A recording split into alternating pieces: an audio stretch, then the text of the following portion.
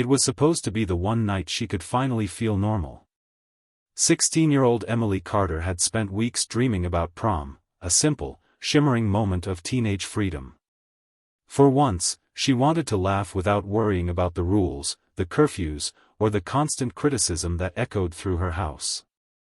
Her stepmother, Margaret Carter, had made even that difficult. "Prom is a distraction," she'd said coldly. "Focus on your grades, not parties." But Emily's boyfriend, Ryan Blake, had convinced her otherwise. "You deserve one night," he whispered over the phone. "Just one." The spring evening was warm and still, the air filled with the faint scent of lilacs as Ryan's old blue car pulled up to the curb.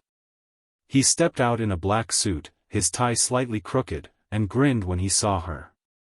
Emily, dressed in soft blue satin, looked almost like someone else, lighter, freer. For a few hours, everything was perfect. The gym was strung with silver lights, laughter and music pulsed through the air. They danced, took pictures, and shared milkshakes at a diner afterward. For the first time in months, Emily forgot the tension waiting back home. But when Ryan drove her to the house just past midnight, that old unease crept back in. The porch light was on, something Margaret rarely did. The front door was slightly open, a faint draft pushing it wider. "Did you leave it unlocked?" Ryan asked quietly. Emily shook her head. "No, she's paranoid about that." Inside, the living room looked oddly disturbed. A few drawers were pulled open. One of Margaret's porcelain vases was shattered on the floor. "Maybe a break-in?" Ryan suggested, frowning. But something about the mess looked deliberate, too neat, too careful. Emily's pulse quickened. "We should call the police." But before they could, Margaret appeared in the hallway, wearing her robe, her expression calm, almost rehearsed. "Oh, you're home," she said softly. "I think someone tried to break in." Her voice lacked panic. Her eyes flicked to the broken vase, then back to Emily. "Go to bed. I'll deal with it." Ryan wanted to stay, but Margaret insisted he could leave once the police had been called. She moved gracefully, methodically, as if she'd already practiced what to say. An officer arrived, took a brief report, and left after finding no signs of forced entry. Margaret thanked him with a smile that didn't reach her eyes. Later, as Emily lay awake, she heard Ryan's car return. He'd decided to stay outside for a while, just to make sure everything was okay. The crickets hummed, and the house fell quiet. Then came a sound, a sharp thud from downstairs, followed by a muffled cry. Emily bolted upright. A moment later, a scream tore through the house, Ryan's voice, cut short. She ran down the stairs, heart pounding. The hallway lights flickered as she reached the bottom.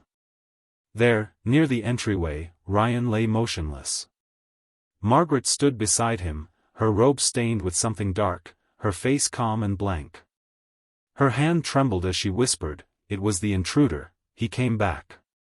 But Emily could only stare, because the front door was still locked from the inside. The sound of sirens sliced through the early morning quiet, red and blue lights flashing against the pale walls of the Carter home. Emily sat on the front steps, wrapped in a blanket one of the officers had given her. Her hands trembled uncontrollably, her dress still streaked with dust and Ryan's blood. Detective Laura Bennett, a composed woman in her 40s with sharp eyes and an even sharper intuition, crouched beside her. "Emily," she said softly, "I know this is hard. Can you tell me what happened tonight?" Emily's voice cracked. "We got home from prom. The house looked weird, like someone had tried to break in. My stepmother said it was fine. Then I went upstairs, and," she stopped, her throat tightening. "I heard him scream." Inside, the scene was grim. Ryan's body had been found near the hallway rug, his tux jacket torn. There were faint signs of a struggle, a toppled chair, a few scratches on the wall, but no trace of forced entry, no broken locks, no shattered windows. Margaret stood in the kitchen, speaking to another officer in a calm, measured tone. Her robe was spotless now, as though she had changed. "I told him to go home," she said, eyes glistening. "Then I heard the noise. I ran down and saw him like that. I didn't even have time to call 911, Emily already had." Detective Bennett watched her carefully. Margaret's composure seemed rehearsed, every word chosen. "Did you see the intruder?" Bennett asked. "No," Margaret replied quickly. "But I heard footsteps. Heavy ones." "From which direction?" Margaret hesitated. "The back door, maybe. Or the basement." Bennett noted the uncertainty. "We didn't find any sign of a break-in downstairs." Margaret's gaze flickered. "Then, maybe he used a key. Ryan could have let him in." Emily looked up sharply. "Why would he do that?" Her stepmother offered a sympathetic smile that didn't reach her eyes.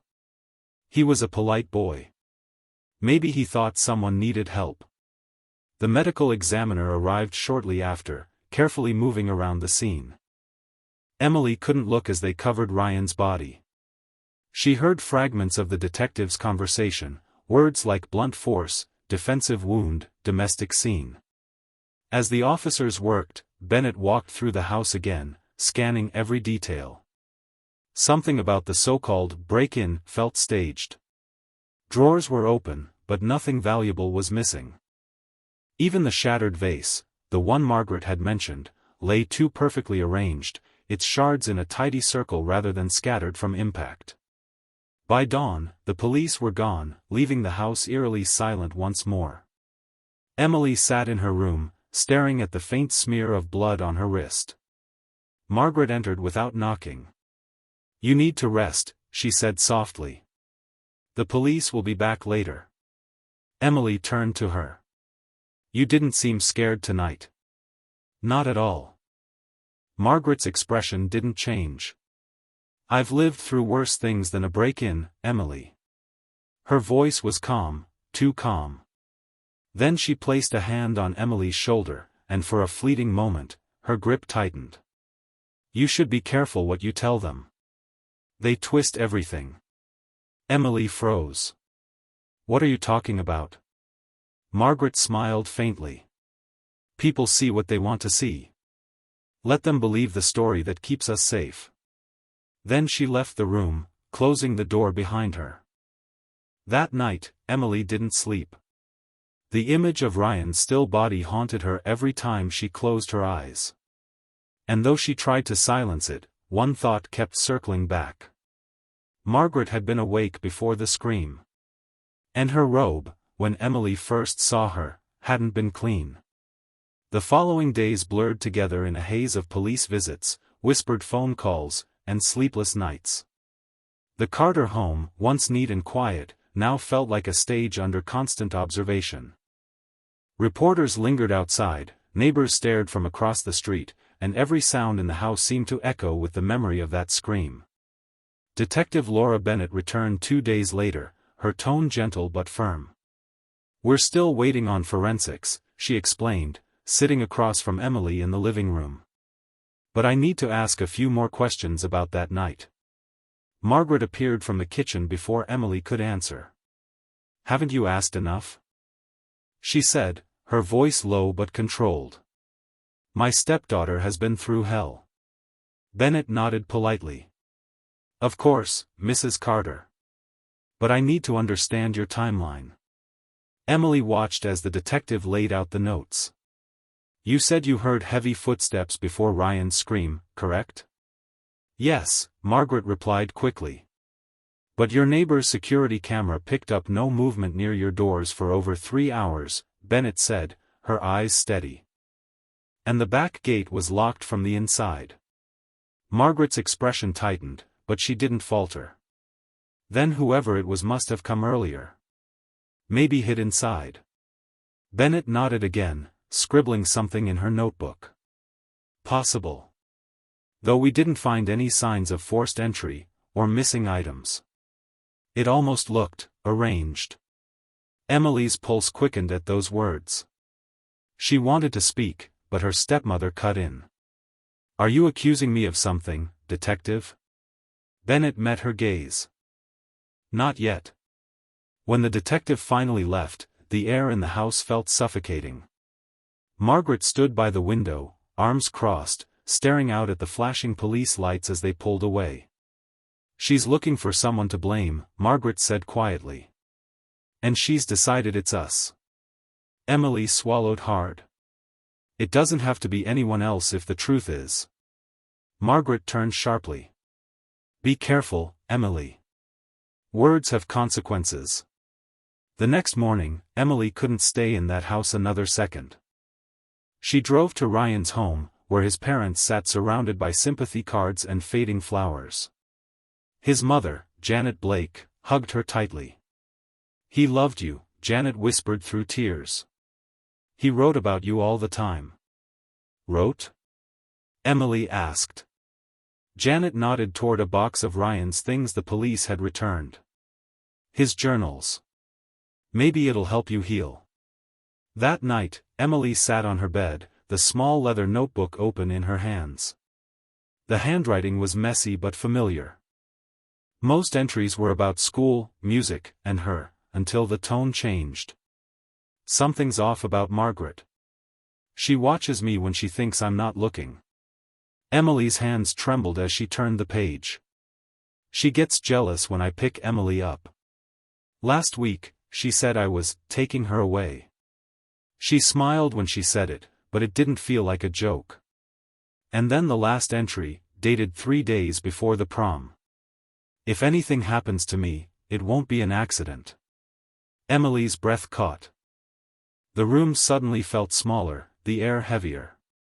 Downstairs, she could hear Margaret humming, soft, tuneless, and oddly calm.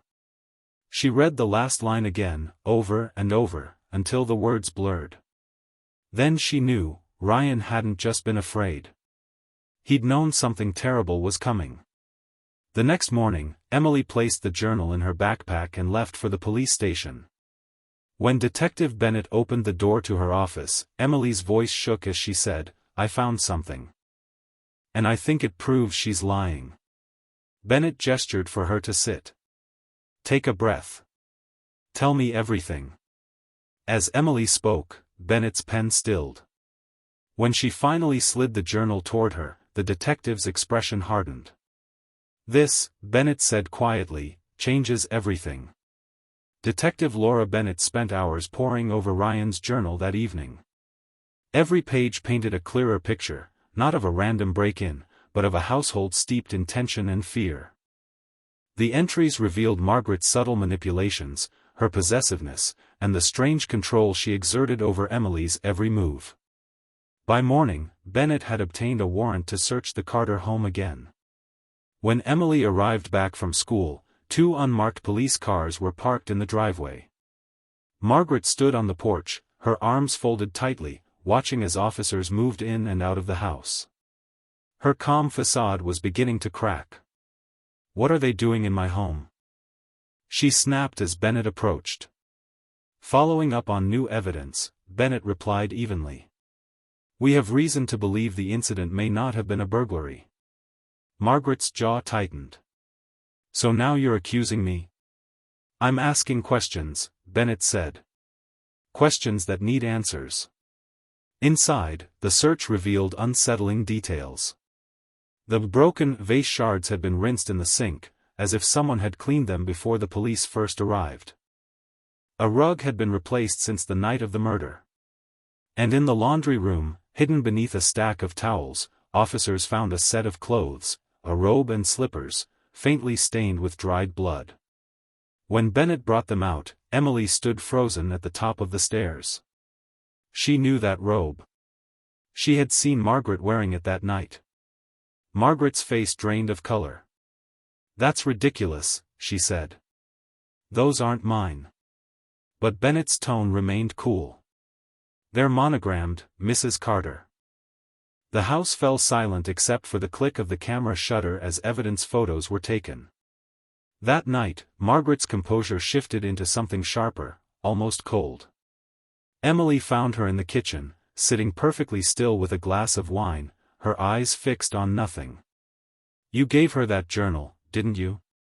Margaret asked quietly. Emily hesitated. "I had to." Ryan. Ryan was weak, Margaret interrupted. "He didn't understand how dangerous the world is. I protected you from people like him." Emily's stomach turned. "Protected me? You killed him." Margaret's hand shot out, slamming the glass against the counter. It shattered, pieces scattering across the marble like shards of ice. Her voice was low, trembling with rage. "You don't understand. He was changing you. You were slipping away." Emily stepped back, tears welling in her eyes. "You're wrong. He made me happy. He cared about me. You never did." For the first time, Margaret's face twisted, not in anger, but in something almost wounded. "I cared too much," she whispered. "You're all I have left." Before Emily could respond, headlights appeared through the kitchen window. Detective Bennett's car. Margaret's expression hardened again, her emotions buried beneath a mask of serenity. "I think you should go upstairs," she said calmly. "It's better if I talk to her alone." But Emily didn't move. "No. I'm staying." Bennett entered moments later, two uniformed officers behind her. "Margaret Carter, we need you to come with us for further questioning." Margaret stood motionless. "Am I under arrest?" "Not yet," Bennett said. "But that depends on what you tell us tonight." As the officers led her out, Margaret turned to Emily. Her eyes, usually so composed, burned with something almost unrecognizable. "You think you found the truth," she said softly. "But you don't know what it costs." The door closed behind her, leaving Emily in the stillness of the empty kitchen. For the first time in her life, the house felt silent in a different way, not oppressive, but hollow. She didn't feel safe, but she finally felt free. Still, deep down, she knew the confrontation wasn't over. Margaret Carter wasn't done talking. The trial of Margaret Carter began 6 months later, in a packed courtroom that buzzed with whispers and camera clicks. The small town of Clearwater had never seen anything like it, a respected widow accused of killing her teenage stepdaughter's boyfriend, a boy she claimed to have treated like her own. Emily sat quietly in the second row beside Detective Laura Bennett, her hands clasped so tightly they had gone white. Every time Margaret glanced her way, Emily looked down. It was easier than meeting those calm, unreadable eyes. The prosecution wasted no time painting the picture. Margaret Carter was not a victim of a break-in, the district attorney began. She was the architect of it, staging a false scene to hide what she had done in a moment of jealousy and control. Photos of the staged burglary were displayed on the screen, the drawers neatly opened, the vase pieces washed clean. Then came the evidence, the blood-stained robe, the inconsistencies in her statements, and finally, the most damning of all, Ryan's journal. The prosecutor held it up. In his own handwriting, Ryan Blake recorded his growing fear of Mrs. Carter. He wrote about her manipulation, her possessiveness, her resentment toward his relationship with Emily. And just days before his death, he wrote, "If anything happens to me, it won't be an accident." A murmur rippled through the courtroom. Margaret sat perfectly still, her chin raised, as if she were above it all. The defense tried to dismantle the prosecution's narrative, portraying Margaret as a misunderstood woman who had endured emotional abuse from her late husband and now struggled to maintain order in a fractured home. "She is not a monster," her attorney insisted. "She is a mother trying to protect her family." But the testimony told another story. Detective Bennett described the inconsistencies in Margaret's statements, how she changed her account of the night several times. She said she was upstairs, then in the kitchen, then near the back door, Bennett testified. Each version contradicted the evidence. When it was Emily's turn to testify, her heart pounded so loudly she could barely hear the bailiff's instructions. She took a shaky breath and faced the courtroom. She said she heard an intruder, Emily began softly. But the door was locked from the inside. And, when I came down the stairs, she wasn't scared. She was calm. Too calm. The defense attorney rose. Miss Carter, are you certain your grief isn't clouding your memory?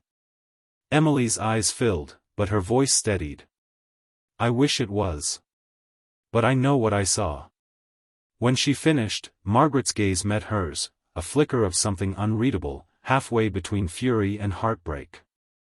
Later, the prosecution played the recorded confession from the final interrogation. In a quiet, chilling tone, Margaret admitted what she had done. I didn't plan it, she said. But I couldn't let him take her from me. He was changing her, making her forget who she belonged to. I only wanted him to stop. The courtroom went silent. Emily felt her breath catch in her throat. Hearing the words from her stepmother's mouth, so cold, so certain, was worse than she had imagined. Margaret's defense attorney argued it was a coerced confession, that she had been under emotional distress. But the jurors' faces told another story. They had already made up their minds. After 3 days of deliberation, the verdict came. Guilty of second-degree murder. The sentence, life imprisonment with the possibility of parole after 25 years. As the judge read the verdict, Margaret's face remained expressionless. Only when she was led past Emily did her voice tremble for the first time. You think you're free now, she whispered. But you'll never stop hearing me. The bailiff guided her away. The heavy courtroom doors closed with a final echo. Outside, flashes from cameras lit up the courthouse steps. Reporters shouted questions, but Emily didn't answer. She just kept walking, into the sunlight, into silence. Justice had been served. But peace was still a long way off. Months after the verdict, the Carter house stood quiet and hollow, a shell of what it once was. Dust gathered on the picture frames, and the air carried a faint trace of old perfume that Emily couldn't bring herself to wash away. It was strange how silence could feel heavier than shouting. She had moved in with her aunt by then, trading the echoing corridors of her stepmother's home for a small apartment near the bay. But even there, she sometimes woke in the night, thinking she heard Margaret's footsteps in the hallway. The memory was stubborn, refusing to fade. Grief came in waves. Some days, she managed to go to class, see friends, even smile. Other days, she found herself staring at Ryan's old journal, the same one that had helped convict his killer. The pages were creased now, the ink slightly smudged from her tears. She read it when she missed him, when she needed to remember that what they'd shared had been real. Detective Laura Bennett visited her once more before transferring to another city. They met at a small cafe downtown. How are you holding up? Bennett asked gently. Emily hesitated. I'm still learning how to breathe again. Bennett nodded. That's how it goes. You don't move on, you move forward. She paused, then added, for what it's worth, you were brave. You didn't just tell the truth. You faced it. Emily smiled faintly, grateful for the kindness. It doesn't feel brave. It feels empty. That emptiness doesn't last forever, Bennett said. One day it just turns into something quieter. Something you can live with. When the detective left, Emily lingered by the window, watching the slow drift of clouds across the afternoon sky. For the first time, the world didn't feel like it was closing in. It just was. Weeks later, a letter arrived at her aunt's house. The return address was from the state correctional facility. She knew instantly who it was from but couldn't bring herself to open it. She tucked it in a drawer, unread, beside Ryan's photograph. Some truths didn't need to be revisited. The small town of Clearwater eventually moved on, though the story of the prom night murder lingered in whispers and news archives. Reporters called it a case of twisted love and control, but Emily knew it was simpler than that. It was about power, the kind that masquerades as protection until it suffocates everything it touches. On the anniversary of Ryan's death, Emily drove to the lake they had visited once that spring. The water shimmered under the setting sun, and for the first time, she felt something close to peace. She knelt by the edge, holding one of the pressed flowers Ryan had given her at prom, faded now, but still beautiful in its own quiet way. "I miss you," she whispered. "But I'm still here. I'm still living." As the flower drifted away on the water, she took a long, steady breath. The wind carried the faint scent of lilac, just like that night, but this time, it didn't hurt. She stood, brushed away her tears, and turned toward her car.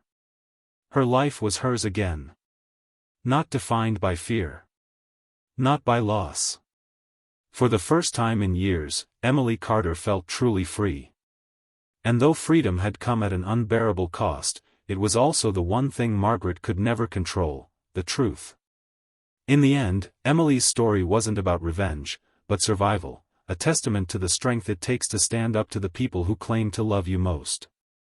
Because sometimes, freedom doesn't come from running away. It comes from facing what was meant to destroy you, and choosing to live anyway.